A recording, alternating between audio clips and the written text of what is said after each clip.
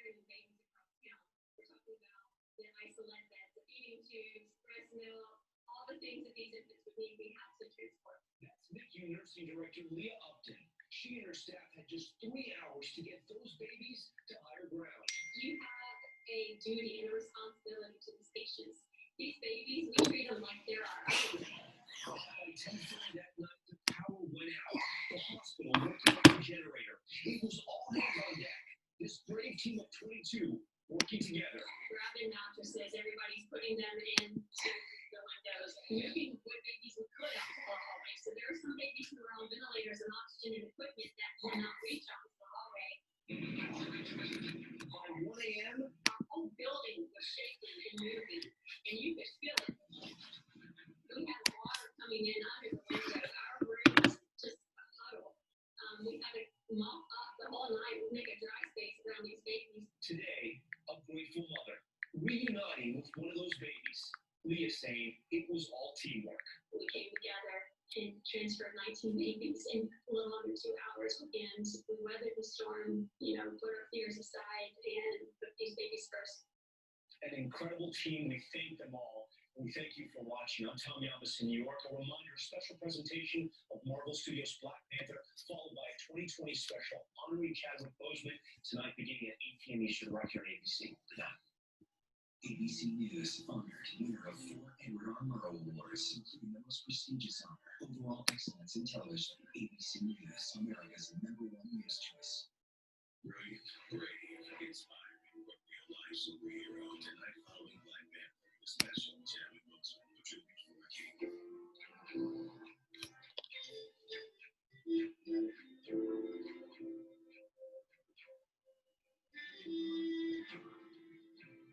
Let's hear it from Kansas City Howard legend Jill Robinson.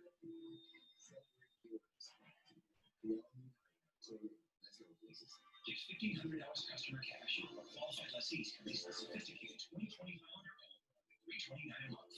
Toyota, let's go places. I'm Wendy Davis, and my parents divorced when I was 13. I got a job at 14 to help mom, and at 19, I became a mom. I lived in a trailer park for a while, holding down 2 jobs. Got the opportunity to go to community college, then TCU, Harvard Law. As a state senator, I put Texas over Cardi because everyone deserves a fair shot. I approve this money. And I'm just going to ask you some questions, and then you go ahead and start. Okay. All right. Good afternoon, everybody. I was supposed to have this on Facebook Live, but as usual or as normal, things happen, and wasn't able to go on Facebook Live, but we're going to record this on Zoom, and I'm going to post it to Facebook later on tonight and on my YouTube channel. But for those of you who saw my post last week, I mentioned my mentor, Dr. Dwight Watson. I have my conversation with him today. The title of my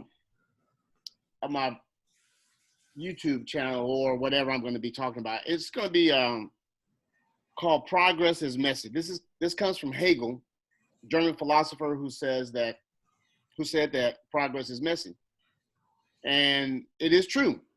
And history is messy.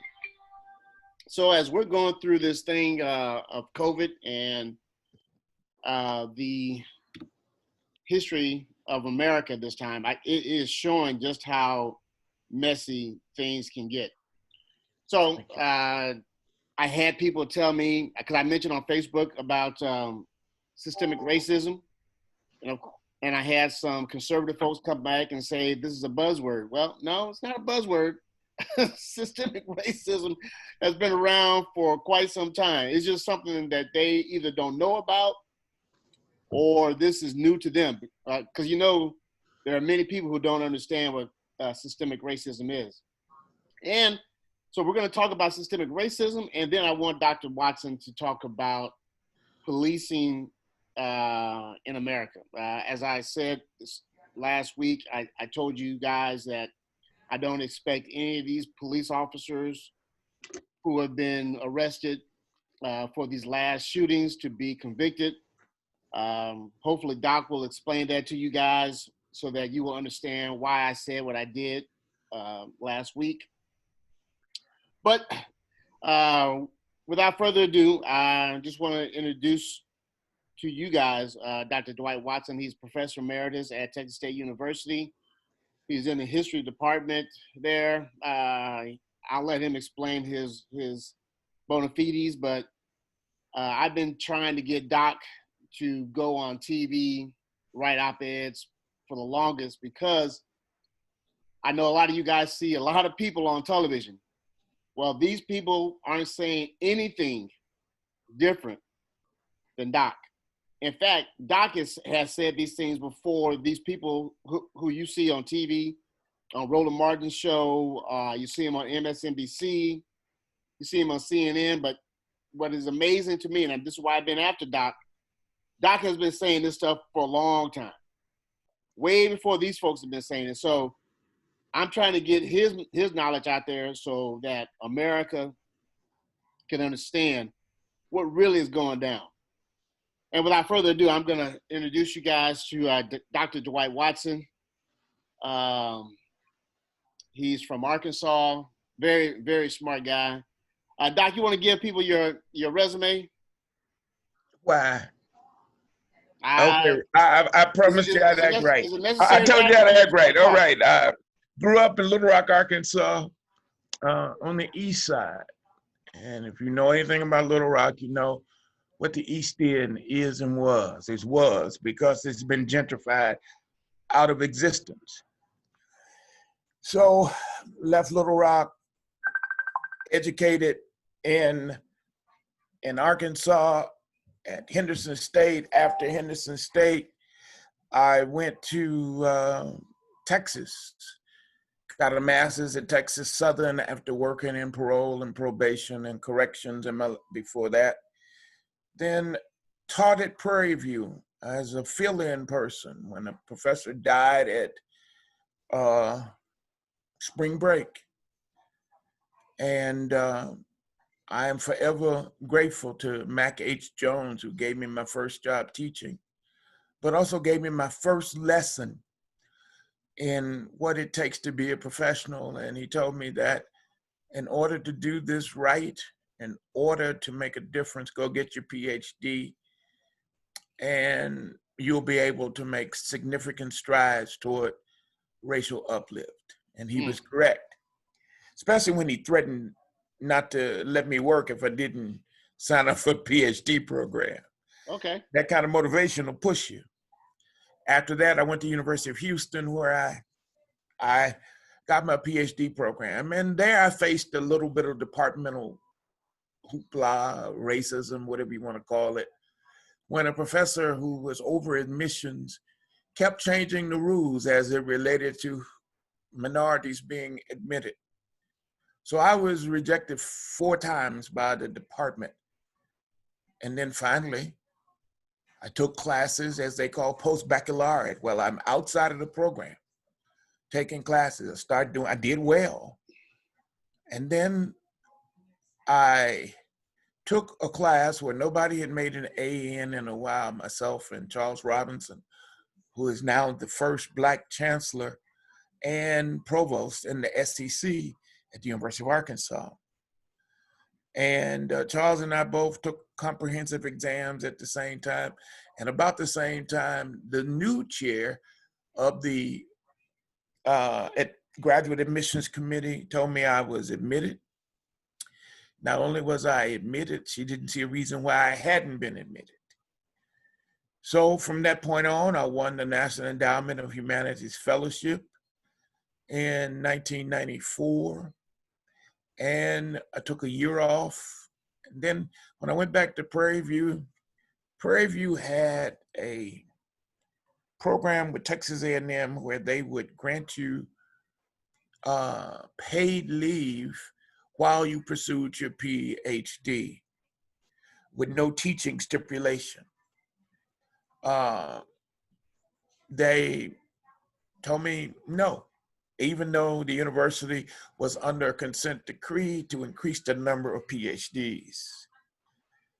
I learned then that power concedes nothing without logical demand.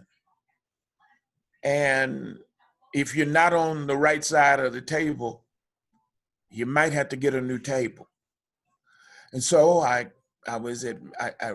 stepped down out of a job that could have been permanent, went ahead and graduated from the University of Houston in 1999. And I taught and was tenured as the first African-American tenured in history at Texas State University. And then for 10 years, I worked as assistant to two provosts at the university and served in the role of major problem solver as it related to faculty and students, particularly faculty and students of color. But my work crossed over into all ethnic and racial lines. I often dealt with issues such as pay inequities or personnel matters, and was able to solve 100% of them. But when the provost chose a new associate provost, I saw the handwriting on the wall that it was time for me to move on. And I ended up stepping down. And going back to faculty. Big financial hit. But it was the best thing I could do because my daughter was getting ready to go to college, the last child. And I desired for one of my children to go to school and graduate debt-free. The others had gone to undergraduate, and we had helped and paid over half of it or more. But this was the only child who was able to go to school debt-free. And so now she will graduate next May and go on to law school, which she'll be able to take care of. But I had to resign my position, a tenured position at Texas State, as a way to finance my daughter's education. Because as a Black scholar, you take all of the financial hits that other peers don't, because we don't have relatives that can pay for school or pay your rent. Yeah, yeah. And so I say that with no animosity, no anger. I understood the game. And so we played it by the rules set for us. Now, at Texas State, I still do talks and things as asked by peers and other members of the community.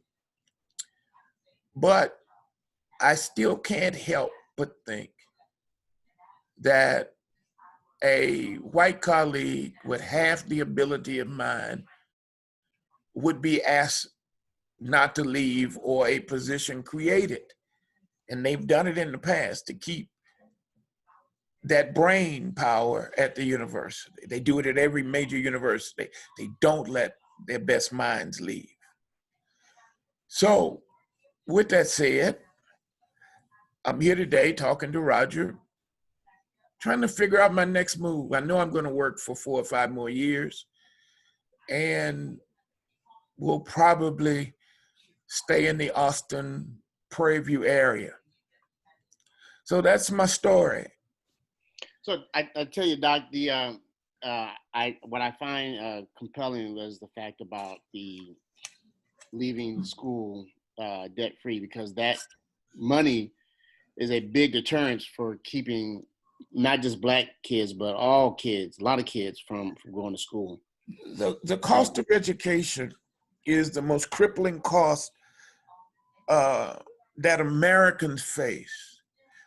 America wants to be the premier international power, and it was making strides toward that. Educational levels were rising. Black women had become the most educated group of people. African-American males, as well as white males, still lag behind for various reasons. But the cost of education for Black folk still leaves them far behind economically in the struggle for equality in American society. Mm-hmm. And that has a lot to do with the abdication of financial responsibility for educating leaders by the state. The state meaning the state government or federal government, which put more and more responsibility, beginning with the Reagan administration, on the person pursuing the education rather than the state which will benefit from the education. That is true. Yeah. Every major state takes care of scholars in waiting except the United States. That is true. Well, Doc, now I just want to, I mean, we could talk about that part for the rest of the night. But what I wanted, the whole purpose of today's conversation was to talk about policing because of your expertise in policing and by systemic racism. So let's go with systemic racism first. And then I think number one, Roger, we're calling it systemic racism, and that's where it throws people off. Mm-hmm. What would you call it, Doc? I would call it institutional racism. Okay. Yeah. Institutional racism is the collective body of the state and federal government, which supports or allows discriminatory policies to exist. And these policies exist in order to ensure that hegemonic control, rights who are in power will remain in power. The logic of the state is that there is an evolutionary process. The evolutionary process means that through time, others will rise and power switches to various groups. Well, the state started to look at it when Republicans rose from 1971 forward. Sorry, I'm trying to get my little dog out the way. From 1971 forward, when Republicans took over with the rise of Republicans in 1971 in Texas and other places, it became important to them to begin to reduce the number of opportunities for educational advancement because they saw education as a threat to the power elite status. What was the one thing they told former slaves? Former slaves believed that education was the chief means of intellectual and social transformation and consequently financial transformation. Because what could Master do that he couldn't? He could not read.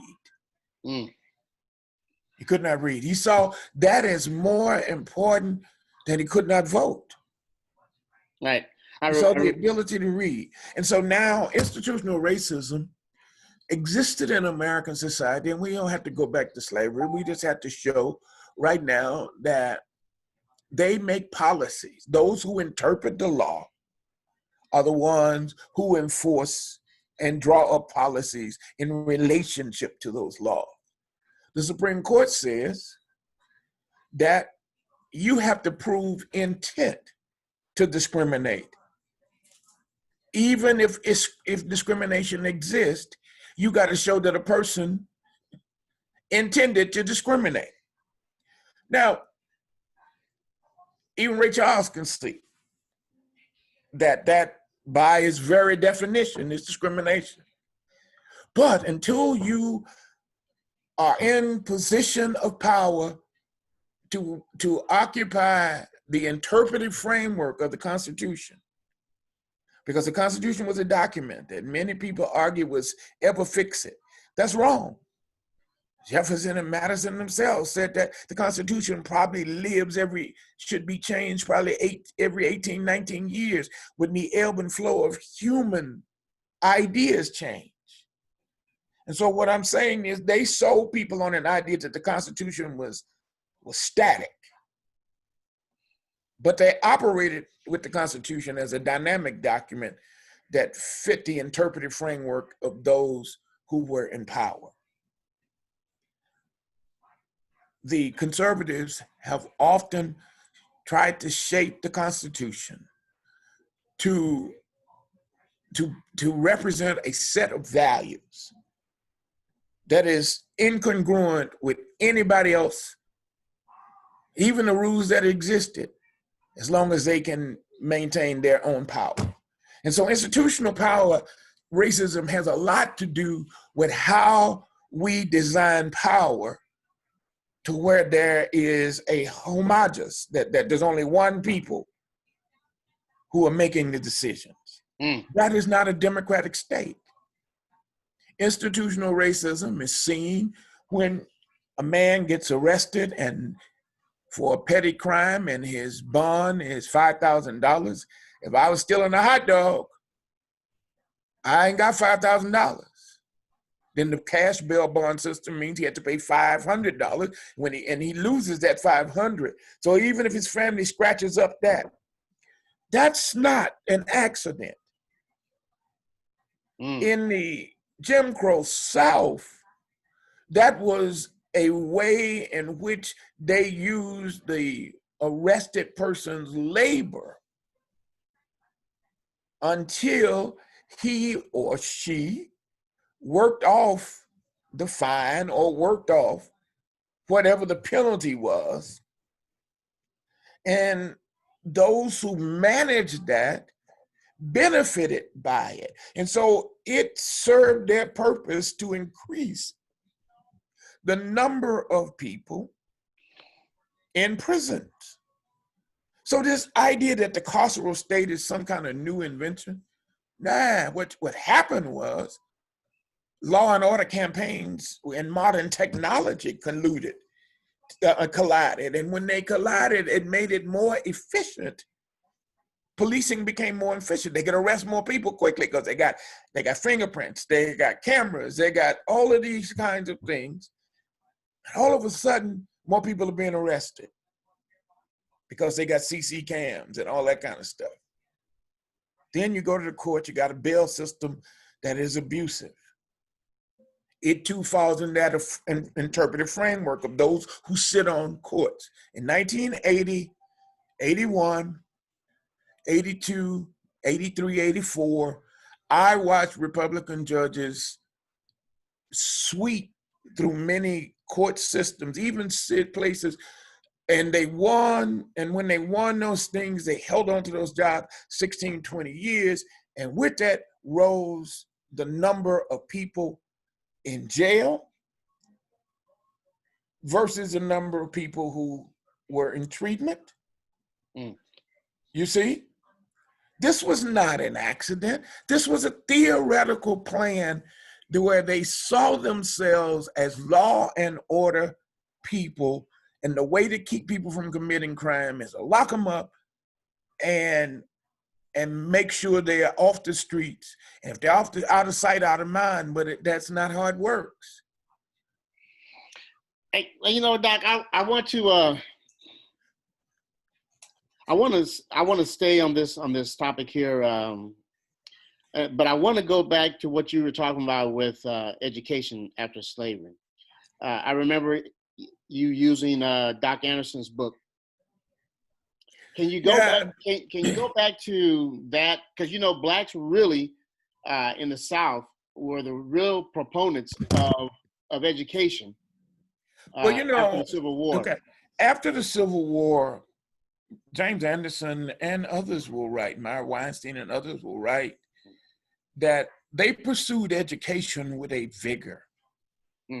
But that education they got was a rudimentary education. Reading, writing, arithmetic. You wanted to read enough so you could understand simple passages of scripture. You wanted to write enough so you could recognize your name on paper. And if you got blessed, you could read a good book if you could find one in the South. And now there wasn't a lot of books in the South either. But most importantly, you saw education as a chief means of social, political, and economic uplift. And so they created schools where there were no schools. If the missionary societies that came from the North hadn't created a school, people created what they call common and native schools, where somebody in the community could read well enough to help the others learn to read. So free blacks who had land or had access to communal land would build rudimentary kind of rugged kind of structures. And when people were out the field, they went to school, Yeah. both male and female, young and old alike. The very thing they were denied during slavery, they sought. And when they served in these legislatures, doing what they call the Reconstruction, many of these people championed those kinds of reforms. Education, improved healthcare, improved roads and bridges. I don't find any evidence that they sought to make Southern slave owners pay, that they sought to punish Southern slave owners. What they called for was the ability to go to school, the ability to use tax dollars to improve health, the ability to use tax dollars to build and fund schools. I should have made that clear. And to improve, but they also sought something else. They wanted to train teachers who came from similar communities, because they felt those teachers would feel akin to them and invest more into their communities. Roger raised the question for me. He said, Doc, why do you think, what was the effect of Black teachers leaving the classroom? It was probably the hardest thing we faced as being part of the first class of busing and integration in Little Rock in 1971. Now, we know about Central High in 57, but they didn't really open schools in 71.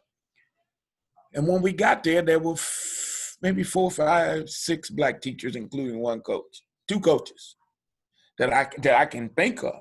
I don't think there were more than 12 on campus, because I wasn't in some of the areas. What does that do to you? I had come from a school where the majority of teachers were Black. You see, I'd gone to an elementary school where all the teachers were Black. And when I got to junior high school, where I had a white teacher for the first time in my life, I found myself in the principal's office for the first time in my life, when the lady said, "The boys are looking at me." You know, we were teenage boys. She was a teacher who wore short dresses. Of course we looked at her, but we were not lewd or serious. We didn't do anything to her. But that taught me something right there, is that the threat of any kind of overt sexual energy from even young boys is perceived in that integrated setting as a threat. Yeah. And speaking on that, Doc, how can you explain or try to explain to me how Black males, and it's even got to a point for Black girls are sexualized, over-sexualized in our schools? Well, this has a lot to do with the myth of hypersexualism on the part of whites in the South and other places, that Blacks have this higher sexual energy and feeling, and consequently Black boys were seen at an age of sexual maturity when they were nowhere near that.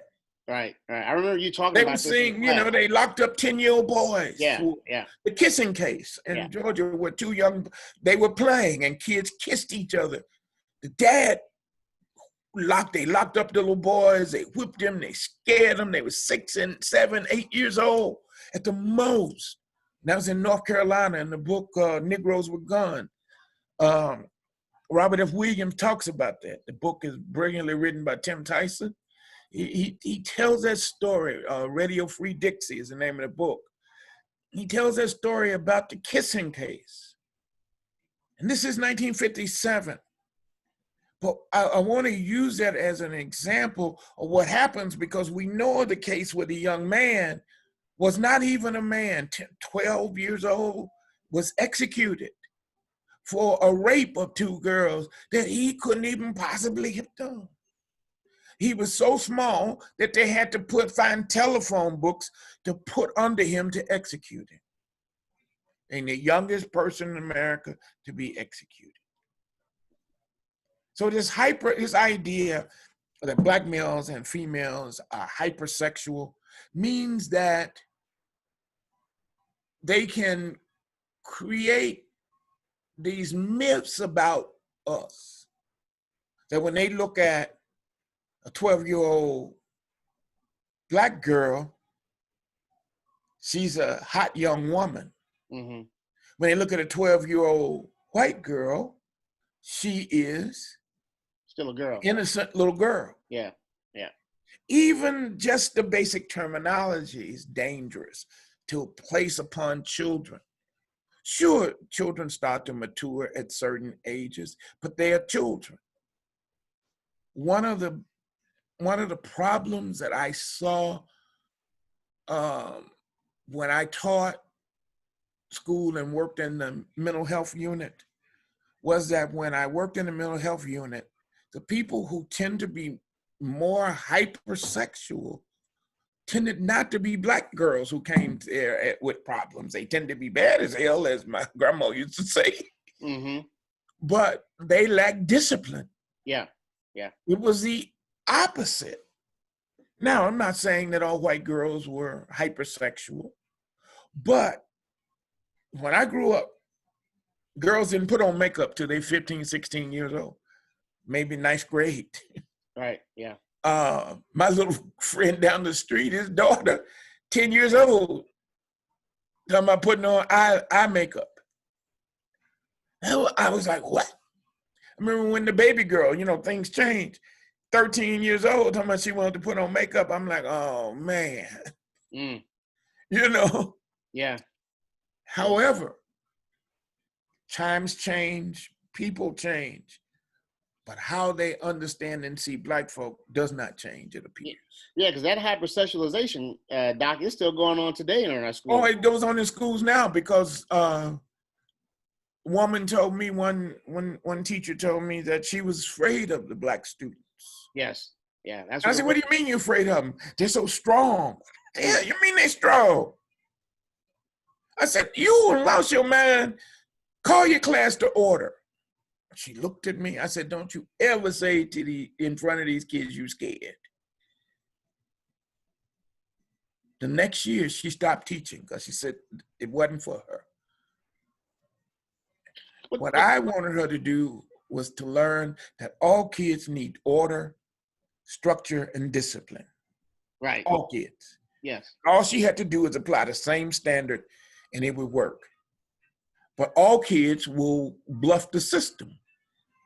And it appears that some of the Black kids and some of the Hispanic kids had picked up from her that she saw them differently. Right. Well, they do. And they act differently. Yeah.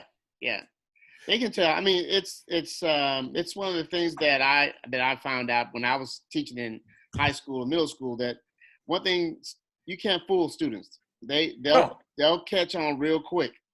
So getting to that, Doc, you know how we've had several conversations about the school to prison pipeline, or as some people are talking about now, they're talking about the cradle to the prison pipeline.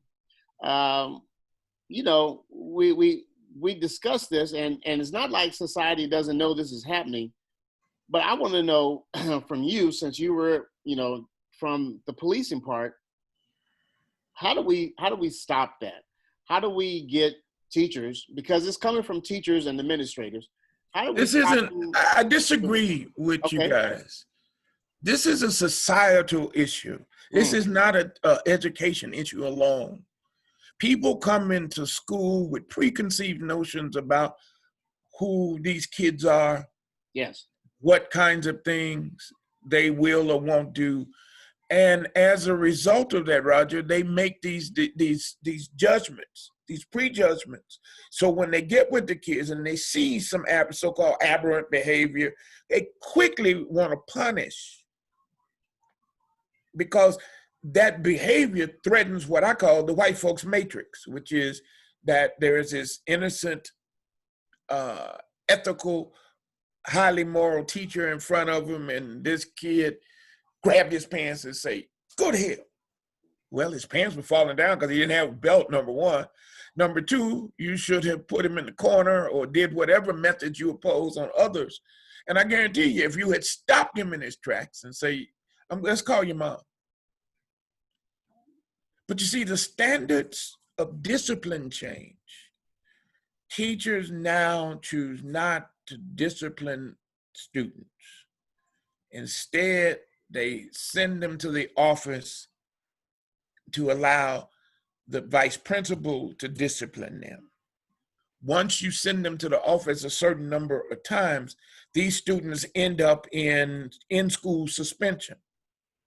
In-school suspension, they're kind of put in the room and they put a kind of gorgon at the gate over them, and that person sometimes is very rude and judgmental as hell. Yeah.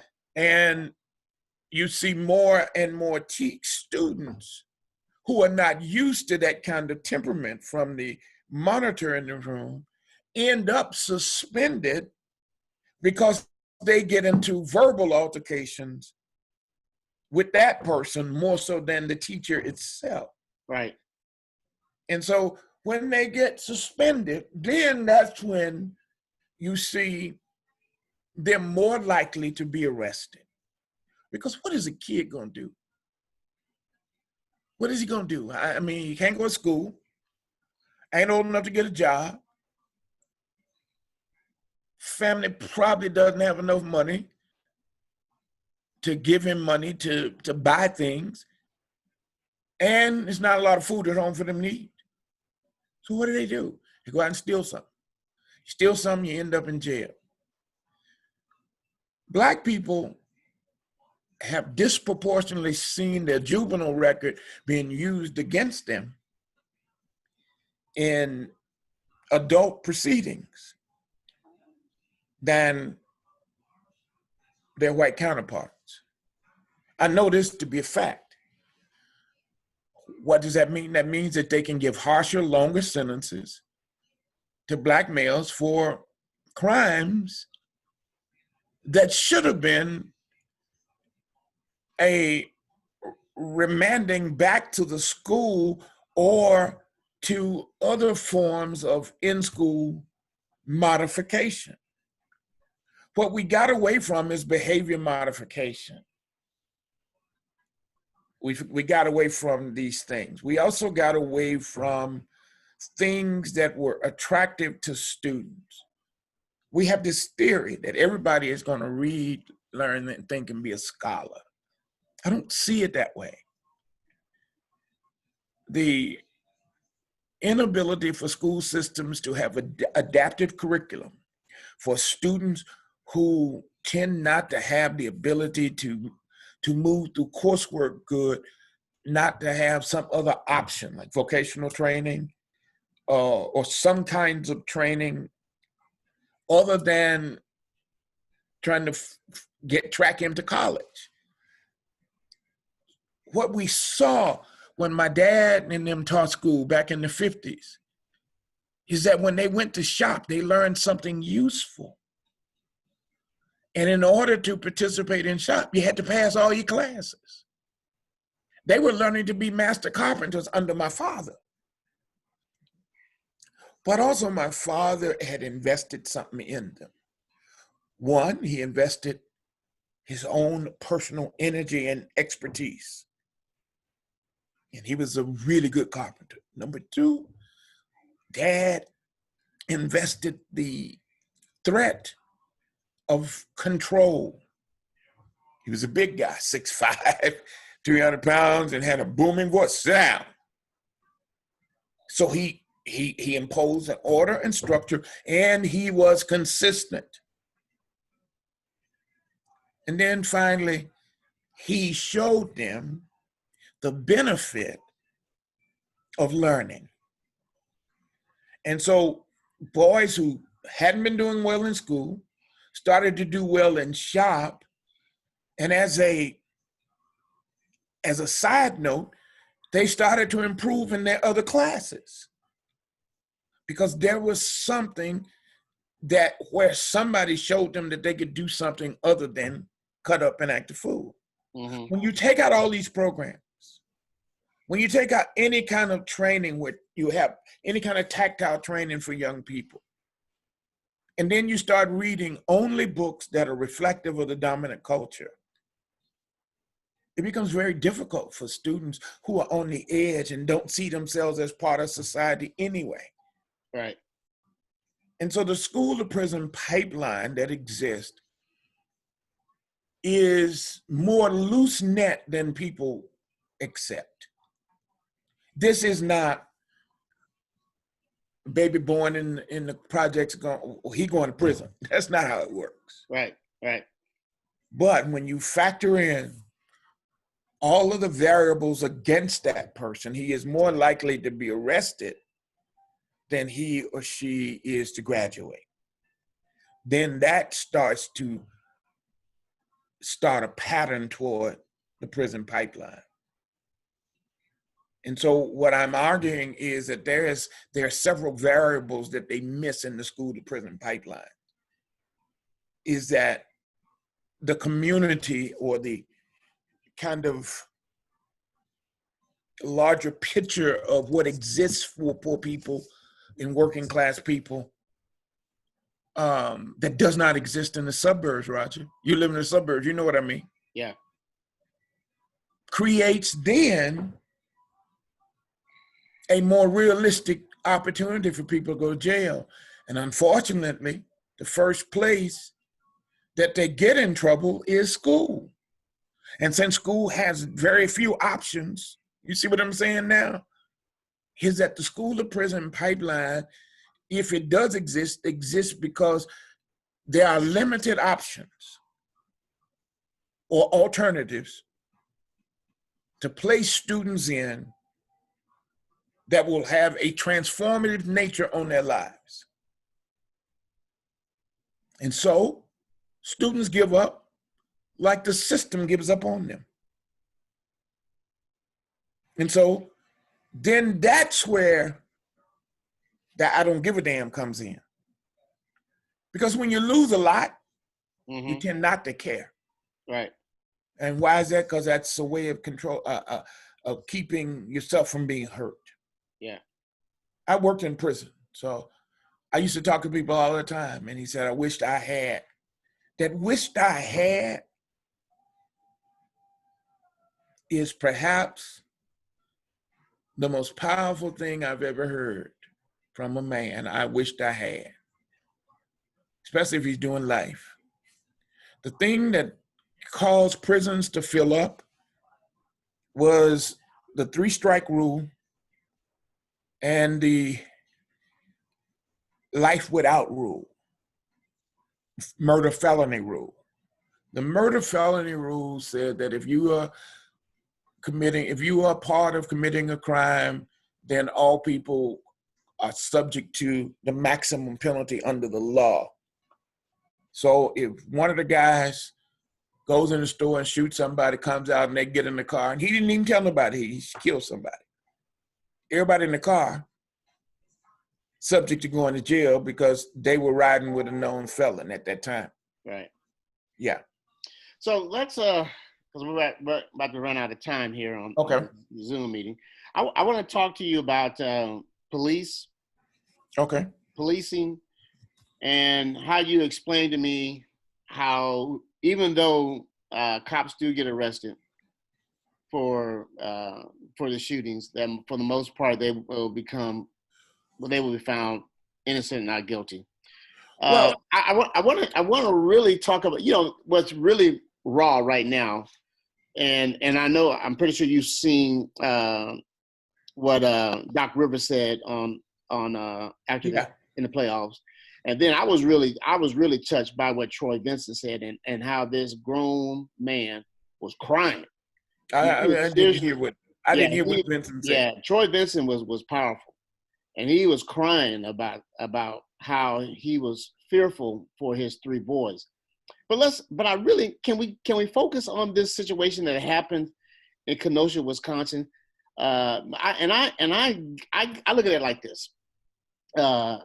He's walking away from the cops.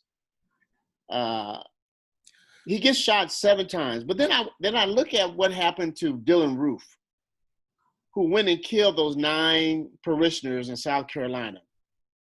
Not only do they capture him alive, but they take him to Burger King or wherever, Burger King, McDonald's, and they get him something to eat.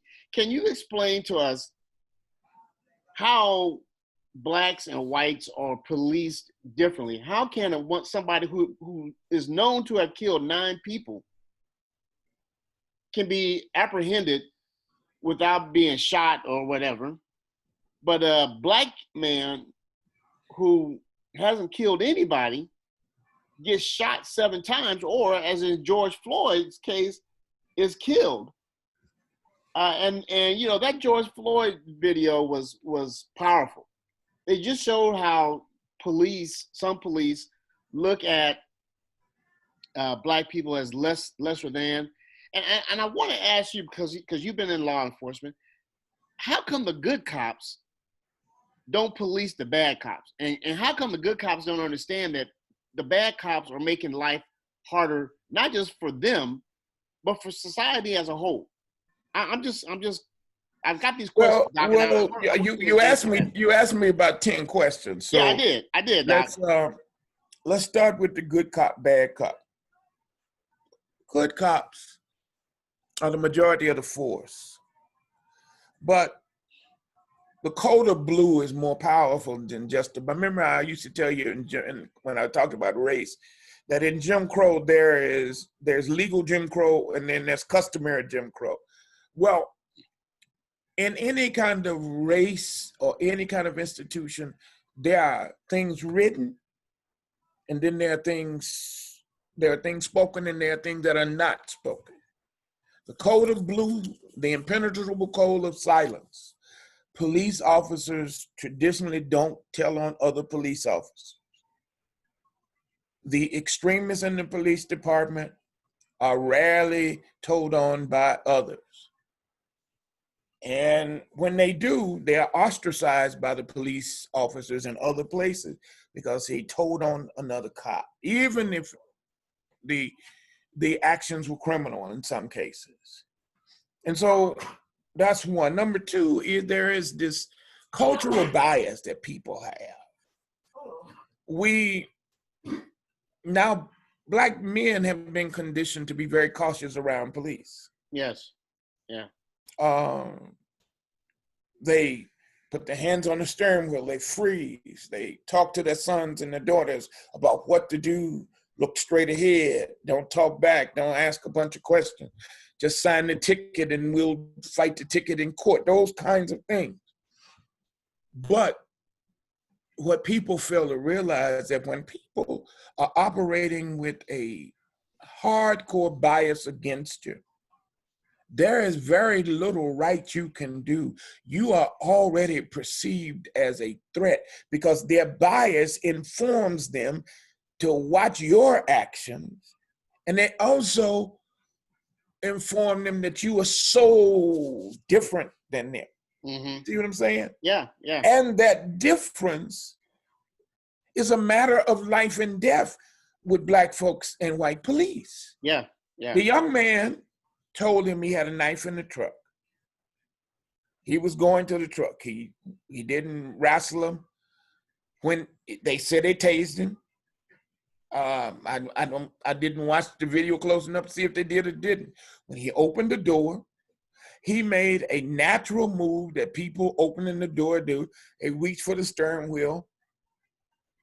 If he was reaching to show them the knife, here it is.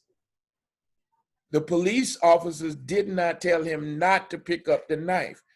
They made an accusation, don't reach for the knife, put the knife down. He had not picked up the knife. That's a way of justifying shooting. That cop was covering himself. And I've seen this a bunch of times in these cases. They cover themselves through preemptive discussion. Don't pick up that knife, don't pick up. Put it down, put it down. Oh, stop resisting, stop resisting. Stop resisting, I see yeah. that a lot. I see that a And lot they're on beating the video. hell out of you. Right. This has nothing to do with how they were trained. It has nothing to do with the rule of law. It has to do with their perception of their power and authority, and that you are violating that power and that authority. He shot that kid because that young man did not show fear. Mm. He was not afraid. He said, I came over here to stop a fight. I'm gonna get in the truck and go home. This other stuff about, they hadn't warrant no warrants on that young man. All of this stuff comes out after he was shot. Yeah. I don't understand why do they demonize the victim? They demonize him as a way to justify what the police did. Well, he's a bad person. But we all have sinned and fall short of the glory of God if you believe the scripture. Right. That's true. With that said, the other officer was standing right there. He didn't even reach for his gun until after that officer pulled his. This happened in a split second. The other officers, look at the video, the other officer's hand was on the door. He did not move in any action of aggression until after the shots started to be fired. And it happened so fast. First of all, you shoot the man in the back. The only thing saved the young man was the guy was so close that the bullets probably passed through him quicker on a faster trajectory than they would have if they had stood away from him and they tumbled and all that kind of stuff. We're listening to this young man now. The story was going to be he was reaching for a knife and we shot him. And I shot him. I was afraid for my life. That's Graham versus Connor. Supreme Court did that. Yeah. Also, the Supreme Court ruled that they cannot be held responsible of shootings in the commission, personally responsible commissions of a crime or arrest. So, number one, the court creates an automatic out for police officers. You got an automatic excuse. You see what I mean? Yeah. Number two, fear. If you are afraid, you should not be a police officer. If your actions are controlled by your fear, you should not be a police officer. Everybody got fear. Anytime you touch a gun, you should have a little fear. You've been in the military. Yeah. Anytime you drop those bombs as an artillery officer, there was a nervous feeling you had. Anytime I took a gun with me anywhere, I understood that there was the potential for something to die. Right. So that meant that I would be extra careful with the gun.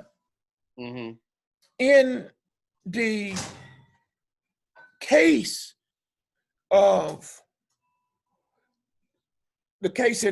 in Wisconsin, immediately the police officers attempted to justify the shooting. They didn't say, we'll look, we'll investigate. They immediately began to try to cover their butts. Just like when the young man killed the two guys who happened to be white. Yeah, the other yeah, night. yeah. They happen to be white. Yeah, All three of them, wasn't it? All three Yeah. of them he shot was yeah. white. All three of them were white. Yeah, All three of them were white, who were upset that he brought a gun toward them, and they were Right. trying to run him off. right. And so they were saying, before they knew who the victims were, that his killing was justified. And so when he walked down the street with that gun, his hand on the gun toward police, and not one police officer was afraid, that's the bias that I talked to you about. If I had walked down the street with a telephone in my hand, they'd told me to get on my knees, put your hands behind your head, lace your fingers, all of that stuff. I've been blessed in this life, Roger. I have never, at least until this point, been stopped by the police and laid on the ground and all that kind of stuff. Never. But in these cases, I could have easily been George Floyd because I'm a big brother. Yeah. I got a pretty menacing look. But George Floyd and this guy had traveled in the same circles, it appears. And he was angry at Floyd one night because George Floyd bought him his check, and he cussed out George Floyd over his check apparently being short or something. And Short said, hey man, I'm just bringing you the check because we bring outside security their checks. So there's a lot more to the George Floyd thing than people are saying. And it matters little if George Floyd was a criminal, George Floyd was a drug addict. At that moment, he was a man who was killed by the police who just overdid it. So, You know? so I think you've touched on it these last couple of minutes. Can you explain why when because you discussed about it in class? Well, police officers, about what why happens police officers will, when police officers go to court, yeah, the probably the biggest culprit in the exoneration of police are police patrolmen's union. They started as benevolent organizations and then they moved to collective bargaining unions. Cities did not want them to be collective bargaining unions. And then they imposed civil service rules upon them. That's how the city tries to control them, but civil service is not enough. So in this case, they hire the best attorney money can buy. And usually what that attorney will do is to, one, seek to dismiss the charges, seek to argue before the grand jury, and at the grand jury, which is a jury of their peers, not usually a jury of the person who got shot or hurt peers, and explain their situation. And usually they referred with lesser included offenses if it looks questionable. They don't usually refer it with murder or something along those lines. And when they do refer it with murder or the higher penalty, they rarely do it with a recommendation. That means they don't explain why they did it that way. They just send it and let the court handle it. And so what does a smart lawyer do? Because of pretrial publicity, they attempt to move the trial to a different venue, and that's called change of venue. Yeah. That change of venue rule is probably the most powerful tool of exoneration for police, because they're not going to take you to the county where all Black people live. They're going to take you to the county where all God-loving Republicans live, because those Republicans of a law and order period. And then guess what? These officers will truly get a jury of their peers. Also, when choosing juries, the prosecutor has a whole lot of latitude. He and the prosecutor and the defense attorney, they can dismiss anybody. And so when they send people out to these different venues, first of all, they get a a jury they think is likely to exonerate. They try to pick a jury that is reflective of the values of the officers themselves. And they open up all the rules of dirty pool. They talk about everything you did, from stealing an apple from Miss McKinley's yard to how many times you've been in drug court, to show you that the police were not dealing with a Boy Scout, but more importantly, this behavior by the police officer, this action by the police officer may have been justified because this was a bad man. So the vilification of the victim, the change of venue, and the fact that a jury, white jury, primarily white suburban jury, rarely sees the immorality of police action as enough to make them guilty of those kinds of crimes. Jared Chafin, on the other hand, pushed the limits of human decency in what he did with George Floyd. And so he will probably be found guilty if he does not cop out to a lesser charge. I probably see 10 to 15 years in his life, max. The others will probably be suspended, walk away. One will probably even get his job back. It all has to do with the ability of police officers, unions, and others to have a system that works in league with them, because who do they work for? The DA and the police. And so oftentimes there's not as a vigorous defense prosecution of police officers either. I know in the case of Jose Campos Torres, Murder on the Bayou article I wrote in my book on the Houston police, in the murder of Torres, they took the jury all the way to Walker County, which is where Huntsville prison is. You see what I mean? Mm-hmm. And half the jury was affiliated with somebody who worked at the prison. And of course, they were convicted of lesser crimes, even though they were convicted of, they could have been convicted of murder. Mm. So that's what the change of venue does. The other thing that has to change for this to change is that the police have to be personally culpable for crimes committed while as a police officer. You see, yeah. They have to be, you have to be able to personally sue them, and they have to be held personally liable for some of this stuff. And right now they're not. Right now they're not. Yeah. And the Supreme Court has a lot to do with that.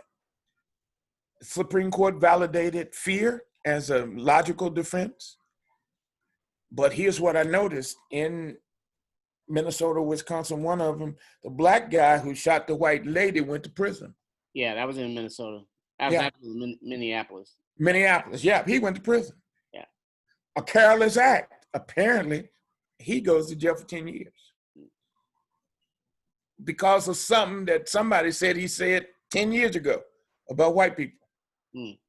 You see what I mean? Yeah. Yeah. Not because of the shooting, but mostly because they thought he had some anti-white bias. Before I end, I want to talk to people about the Ku Klux Klan in the police department. Yeah. In the 1920s, and this is going to be quick, in the 1920s, the Klan rose, probably the second, third major rise of the Klan. And they rose and they grew exponentially through fundamentalism, anti-immigrant fervor, anti-black fervor. They were responding to changes in the cities by the massive numbers that were coming to the cities. The fact that blacks were freeing agricultural economies and they didn't have the labor they once had. And the Klan rose saying that basically that they were anti-immigrant, anti-Jewish, anti-black, anti-Mexican. And so many police officers accepted the values that the Klan articulated. That immigrants were taking their jobs, this same thing. Every time they talk about law and order, they're talking about what I call the Klan platform. That is, we're going to control them. They always speak in Trump always speaks in a language that shows you he ain't talking to me. We're going to control them. We're going to come in and swoop in and make sure that Democrats know. So they've basically said that Democrats are like black people. And I don't think people are listening to this. That Democrats are like black people. If you vote for a Democrat, you vote for black people. And black people are logically opposed to the position of white people. And so the Klan comes. So how many people do I think on the police force are either Klansmen or Klansmen sympathizers? I'd probably say actively about 15 to 20% that are sympathizers. I would say around 2 to 3% are actual Klan members, depending on the state. You usually see more police members of Klan in sheriff's departments and others. The more rural, the more likely a person is a member of the Klan department. Remember the sheriff down in Arkansas, I think it was Arkansas County or somewhere down in there, gave a cussing around about black folks and had to resign his position after 28 years. Yeah. And so when will race no longer be a problem? When we are all one people, indivisibly, who stand for liberty and justice for all. And we are one people in these yet to be United States, like Maya Angelou say. But to quote James Baldwin, baby, we ain't gonna never be one until they bring me to the table. And me and Mr. can have a conversation. Until we can sit at the table and have legitimate conversations, Roger, we're gonna have these conversations again. So our next interview, I would like to talk specifically to you about how the court system and how the murder felony rule works and how qualified immunity works, because that's the big issue. But I also let's talk about the court and how the Supreme Court is really part of this problem for us right now. The book I suggested people read was by Ruth Murray Brown, The Rise of Christian America. Powerful book that talks about the ideological formation of all of this stuff and how white women were at the cornerstone of this. When somebody says, how could white women vote for Trump? This had nothing to do with Trump. It had to do with them supporting their men and trying to uphold their men and helping their men achieve a status that would improve their life, you see? Okay. All right. Yeah. All right, brother. We'll discuss that, I guess, next week, because I'll have my YouTube channel up by then. And I'll have mine up, so the both of us will get to going at this, man. Yeah. So, Doc, I thank you for taking a little bit of your time today. I apologize for not getting this on Facebook Live, but that was due to technical difficulties. Next week, man, let's talk about Andrew Jackson, why Trump is not Andrew Jackson, and why he is. Sure. Let's start off with that one. Okay, Doc. Somebody asked that question. All right, brother. All right, Doc. Thanks. Yeah, man. See you next week. All right.